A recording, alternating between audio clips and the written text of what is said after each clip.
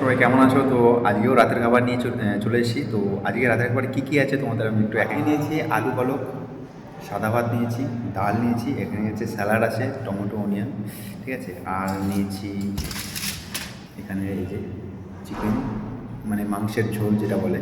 তো চলো শুরু করা যাক।